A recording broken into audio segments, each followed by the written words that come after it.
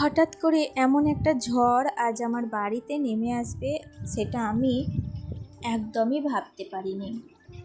তবে সেই গল্পটা একটু পরেই বলছি। সকালটা কিন্তু প্রতিদিনের মতোই শুরু হয়েছিল। ভোরে ঘুম থেকে উঠে রোজকার সব কাজকর্ম নিয়ে দিনের শুরু।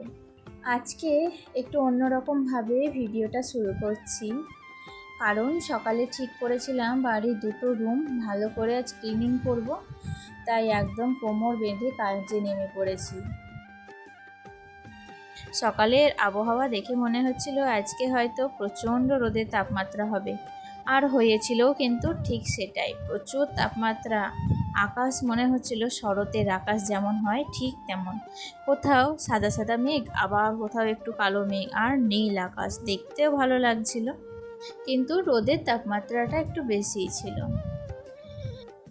আজকে সকালবেলায় জলটা আগেই দিয়ে দিলাম, যেন একবার নিচে গেলে তো জল দিতে আসতে পারবো না। আর এই যা তাপমাত্রা, গাছগুলোকে সকালে একবার জল না দিলে বিকেল হতে হতে সমস্ত গাছ কিন্তু ঝলসে যাবে।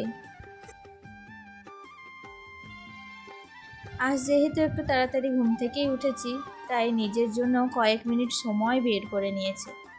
সত্যি বলতে প্রতিদিন সংসারের এত কাজের মধ্যে নিজের জন্য আলাদা করে সময় পাওয়াটা খুবই কঠিন হয়ে যায়। তাই আজকে চুপি চুপি একটু রেডি হয়ে নিলাম বলতে পারো। নিজেকে একটু ফ্রেশ লাগলে কাজ করতেও ভালো লাগে, তাই না? আর বেলা বাড়ার সাথে সাথে গরম এত পরিমাণে পড়ে, তখন এত বড় চুল খুলে আর আঁচড়াতে একদম ইচ্ছা করে না যেন। তাই সকালের এই ঠান্ডা একটু আবহাওয়ায় চুলটাকে ভালো করে টাইট করে বেঁধে নিলাম। আসলে চুল একটু টাইট করে মুখে চোখে না পড়ে যদি বেঁধে নেওয়া যায় না, কাজ করতেও কিন্তু ভীষণ ভালো লাগে। এবার শুরু হবে সংসারের কাজ। কাল দুপুরে জামা কাপড়গুলো ধুয়ে ফেলেছিলাম, কিন্তু ভাঁজ করে গুছিয়ে রাখা হয়নি, তাই প্রথমেই সেগুলো সুন্দর করে ভাঁজ করে আলনাতে গুছিয়ে রাখবো। তারপর ধীরে ধীরে রুম ক্লিনিংয়ের কাজ শুরু করব। নমস্কার, কেমন আছো সবাই? আশা করছি সবাই খুব ভালো আছো। আমিও বেশ ভালো আছি। আমি সুমি। আজকে আমার আরও একটি নতুন ব্লগে তোমাদের অনেক অনেক স্বাগত জানাই। জানো তো, তোমাদের অনেককেই বলেছিলাম আমাদের বাড়িতে ছোট ননদ আর ভাগ্নি এসেছে। আজকে কিন্তু ওদের যাওয়ার কথা ছিল না বাড়ি। হঠাৎ করেই দেখি ছোট নন্দাই হঠাৎ করে বাড়িতে চলে এসেছে। আমরা তো কেউ কিচ্ছু জানতাম না। তারপর তাকে চা জলখাবার সবটা একে একে দিলাম। এবার সে আমার ননদ বলছে যে আর 2 দিন থাকবে, সে এখন যেতে চাইছে না। এই শুনে আমার ছোট নন্দাইয়ের যে কি রাগ, কি বলবো তোমাদের। আসলে কি বলো তো, ওর কিন্তু অনেক দূর বাড়ি, তো এই যে যাচ্ছে আবার কবে আসতে পারবে তার ঠিক নেই। জানো তো, বাবার বাড়ির একটা মায়া আলাদা রকম। এখান থেকে যেতে হলে ভীষণ মন খারাপ করে, আর আসার সময় অনেকখানি মনে আনন্দ আশা নিয়ে বাবার বাড়ি আসে।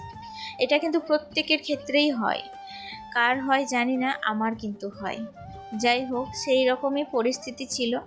তো এই নিয়ে একটু কথা কাটাকাটিও হয়েছে। তারপর শেষমেশ শ্বশুরবাড়ি মেয়েদেরকে কিন্তু যেতেই হয়। সে যতই অজুহাত দেখাক, যতই যাই বলুক না কেন, শ্বশুরবাড়ি যেতেই হবে। আর সব দিক বিবেচনা করে তাকে কিন্তু আবার পাঠানোও হলো। আজকে কেন জানি না, অন্য দিনে তো যাই, কিন্তু তখন কিন্তু এতটাও খারাপ লাগে না। আজ ভীষণ মনটা খারাপ করছিল যেন, একদম পাঠাতে ইচ্ছা করছিল না। আমার সত্যি কথা বলতে একদমই ইচ্ছা ছিল না ওদেরকে পাঠানো, কিন্তু পরিস্থিতির চাপে পড়ে পাঠালাম। আর খুব মনটা খারাপ করছিল, ইচ্ছা করছিল ওদেরকে যেন রেখে দিই, কিন্তু কি করব, আমার হাত পা একদম বাঁধা, কিচ্ছু করার নেই।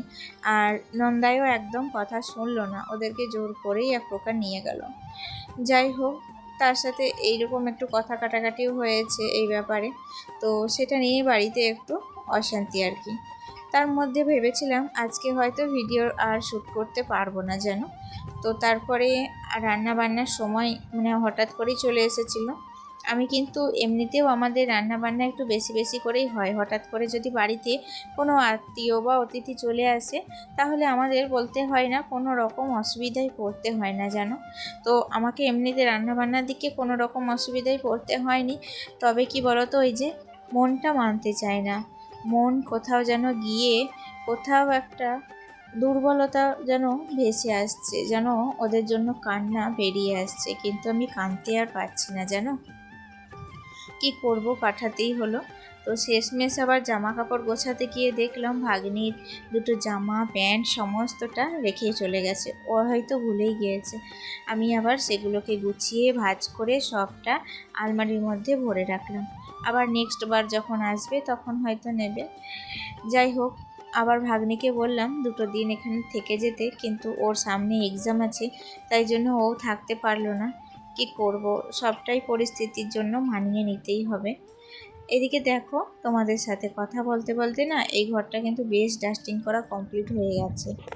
দেখতে পাচ্ছ আলনার এখানটা কি পরিমাণ ধুলো পড়েছে, তোমাদের কি বলবো।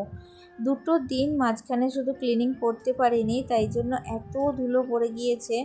আর আমার ইচ্ছা করছে যত তাড়াতাড়ি সম্ভব যাতে ধুলোর কাজগুলো শেষ হয়ে যায়। মানে বিরক্তি লাগছে এক প্রকার, জানো তো।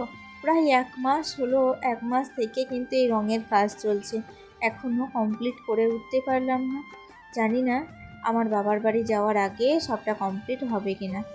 আসলে রথযাত্রায় বাবার বাড়িতে বিশাল ধুম হয় জানো। ওখানে কিন্তু আমি প্রতি বছর যাই।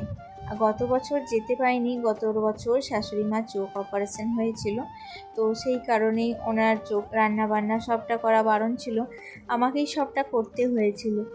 সেই কারণে কিন্তু আমি গত বছর যেতে পারিনি। তবে এই বছর যাওয়ার আমার প্রচণ্ড ইচ্ছা আছে, আর আশা করছি আমি যাব। দেখা যাক কত দূর কী হয়। আর এদিকে এই ঘরের বেড কভারটায় প্রচুর পরিমাণে পায়ে পায়ে ধুলো উঠেছে, কারণ ননদরা তো এই ঘরেই শুয়েছিল। তাই জন্য আজকে বেড কভারটা চেঞ্জ করেই দিচ্ছি। আর যে বেড কভারটা তুলে নিলাম সেটা তো আজকে আর কাচাকুচি করব না, ওটাকে আমি পাশে তুলে রেখে দেবো, কালকে না হয় কেচে নেব। বারবার জানো তো বাবু কিন্তু, মানে আমি যতবার ঘরটা পরিষ্কার করতে যাচ্ছি বাবু এসে পিছন থেকে ততবার ডাকাডাকি করছে। আসলে ওর দিদি ছিল, তাই জন্য একটা সঙ্গ ছিল, কোনো রকম ঝামেলা না, ওর সাথে সারাদিন খেলাধুলা পড়াশোনা সবটা করছিল। আর যেহেতু আজকে দিদি বাড়ি চলে গিয়েছে, তাই হয়তো ওরও মনটা খারাপ, ওরও হয়তো সময় কাটছে না, তাই জন্য বারবার করে আমার কাছে আসছে। এদিকে কি বলবো তোমাদের, আজকে কিন্তু আবহাওয়া অতটাও গরম আমার কিন্তু বেশ লাগছে না, আমার কেন জানি না।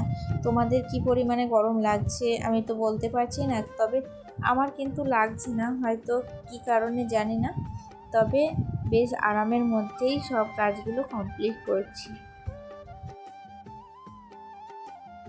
মেয়েদের জীবনের হয়তো অনেক সময় এমনই, মন যতই খারাপ থাকুক, ইচ্ছা না থাকুক, তবুও সংসারের দায়িত্ব আর পরিস্থিতির জন্য অনেক কাজ আমাদের করতেই হয়। মাঝে মাঝে মনে হয়, মেয়েদের নিজের ইচ্ছা বলে কি সত্যিই কিছু আছে? নিজের মতো করে কোথাও কিছুদিন থেকে যাওয়ার ইচ্ছা থাকলেও কেন সেটা সব সময় সম্ভব হয় না?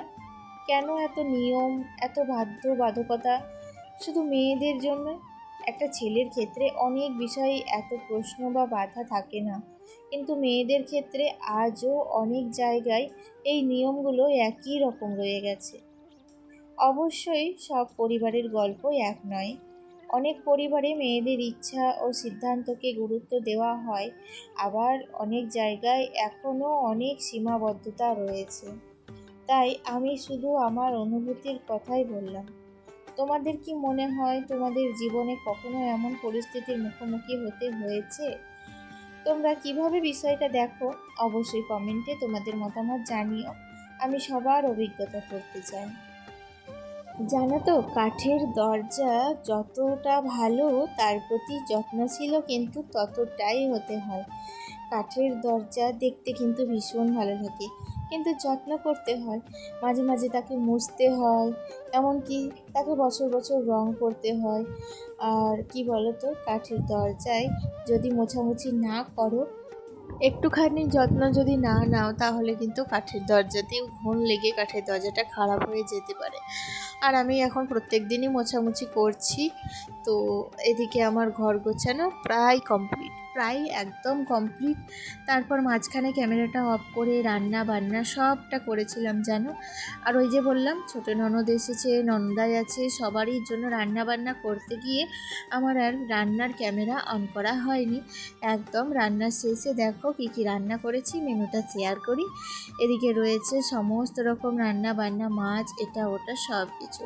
এই দিয়েই আজকে দুপুরে লাঞ্চ হয়েছে। তাহলে ভিডিওটি এতটুকুই থাকছে, দেখা হচ্ছে নেক্সট ব্লগে। টাটা।